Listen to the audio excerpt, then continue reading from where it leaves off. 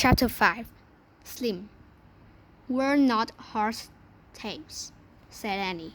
Well then, what are you doing with my horse here? He said. Some bad guys came through town with his mother, said Annie. They left him behind because he was too slow. Yup, must be the rustlers that stole my last 5 Mustangs, the cowboy said. Who are you? Said Jack. I'm a Mustang herder, the cowboy said. They rode through town. Then Sunset showed up all alone, said Annie. We're taking him to his mother. Sunset? The cowboy said. Yup, Annie smiled. I named him. The cowboy put away his six-shooter. Well, you're pretty brave to try and rescue him, Smiley, he said. Thanks, said Annie. Jack cleared his throat. A Mustang needs his family, he said. The bond between a mare and her young is very strong. The cowboy looked at Jack. Wow, you're pretty smart to know that, Shorty. Shorty, said Jack. Every cowpoke's got to have a nickname, said the cowboy. What's yours? Said Annie. Slim, said the cowboy. My name is Slim Collie, and this is Dusty. He patted his horse. That fits, said Annie. Jack agreed. Slim was Slim, and Dusty was Dusty. So tell me, Slim said, how did you two brave, smart young'uns end up in Rattlesnake Flats? Jack caught his breath. He didn't know how to explain it. The stagecoach, said Annie. We begged the driver to let us off. But I think we made a mistake.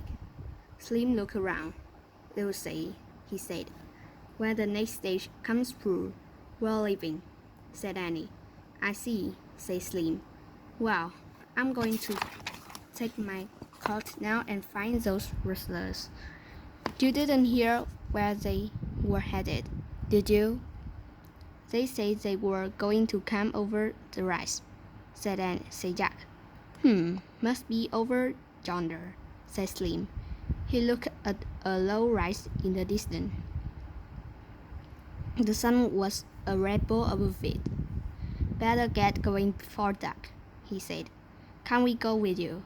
Said Annie. No, we have to stay here, Jack said quickly. Now that Slim could have Sunset. Jack wanted to look for the answer to the riddle. Plus, he still wanted to take off his boots. Shorty's right to be scared, Slim said to Annie. This is no job for young'uns. Scared? Said Jack. Oh, please, I want to go. Slim looked at Jack. And what do you want, Shorty? For starters, he wanted Slim to stop calling him Shorty. And he wanted Slim to think he was brave. Sure, I want to go, said Jack. What about your stagecoach? Asked Slim. It's not coming until tomorrow, Annie said quickly. Well, Slim cracked his chin. I reckon I could use some brave, smart help. But you have to do everything I say. We will, said Annie. Can I ride Sunset? I wouldn't say yes to many kids, Smiley. But you seem to have a knack with horse, said Slim. Now, hang on tight to his name. I'll pull him along behind me. Slim slipped the rope off the post. He held his hand out to Jack. Put your foot in the stirrup, Shorty, and grab my hand, said Slim. Jack did as Slim said. Slim pulled him onto the front of his saddle. Jack held onto the saddle horn. Sit tight, said Slim. It's not far. Slim snapped his reins. Dusty took off with Sunset right behind him. Jack bounced up and down. His boots hurt. The sunlight blinded him. Giddy up, said Slim. Giddy up, said Annie. The horse galloped across the prairie, dust flying from their hooves. Achoo! Jack sneezed as he bounced along into the setting sun. Chapter 6. Split the Wind. The sky was dark by the time they got to the rise. The wind was cool, almost cold. Wow, said Slim. Dusty slowed to a halt. They're camped down there, Slim said in a low voice, in that patch of trees. Jack saw a campfire at the bottom of the slope. He saw the horses cluster in a dark clump. One let out a loud whinny. Hear that? Said Slim. The mare. She sensed Sunset is nearby. The mare whinnied again. Sounds like she's tied to a tree, said Slim. I think the rest of the herd are loose. What's your plan? What's our plan? Whispered Jack. Smelly, you stay here and guard Sunset, said Slim. Right, said Annie.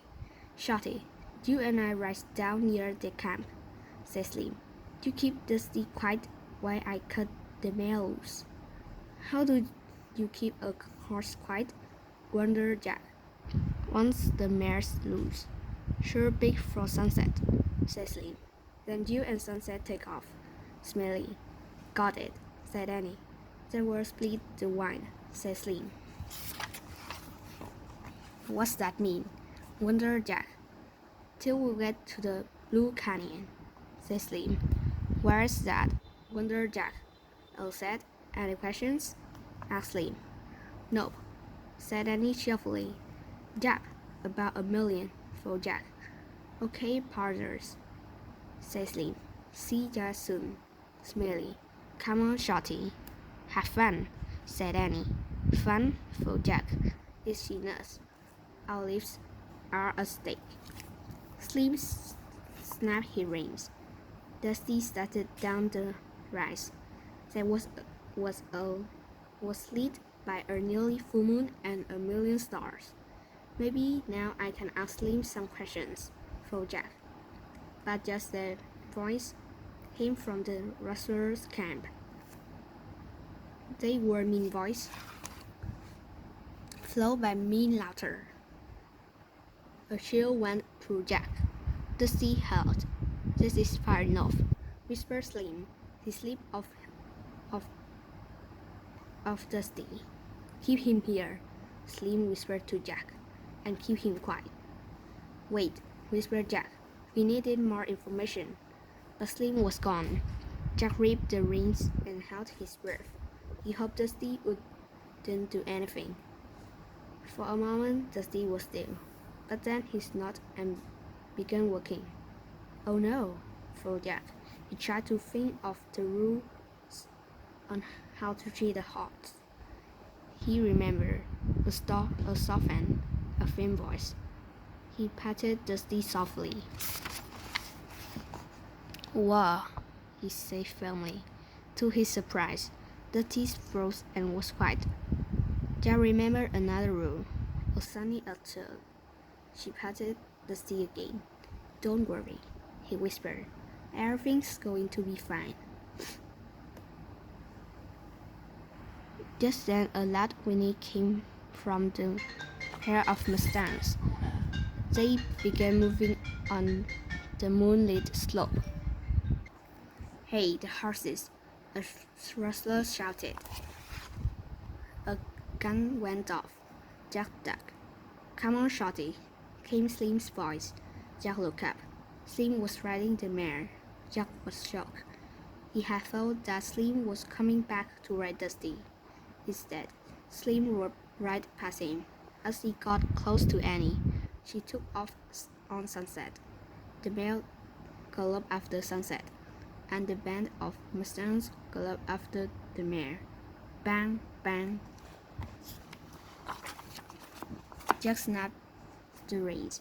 Go, Dusty, he said. The steer leaped after the Mustangs. Jack nearly fell off. He clutched the reins in one hand and saddle horn in the other. Bang, bang! The rustlers were on their horse now. They were getting closer. Hurry! Jack cried. Dusty cleared the rice in a word leap. Jack started to slip out of the saddle. He let go of the reins and tried to hold onto the saddle horn, but his weight pulled him down. He closed his eyes as he fell to the ground. Bang, bang! Oh man, thought Jack. This is the end. He opened his eyes. Dusty was looking at him. Jack scrambled up and tried to climb back into the saddle. It was hard without Slim's help. As Jack struck, he heard shouts from the rustlers. The horse gave high-pitched neighs. Jack looked back. A shimmering white figure was moving across the top of the rise. The rustlers' horses were panicking and backing away. Jack didn't have time to think about what he was seeing. He knew it might be his only chance to escape. Using all his strength, he pulled himself into the saddle. Go, Dusty, go, he shouted. Dusty took off at full gallop over the prairie. Jack held on for dear life as they split the wine.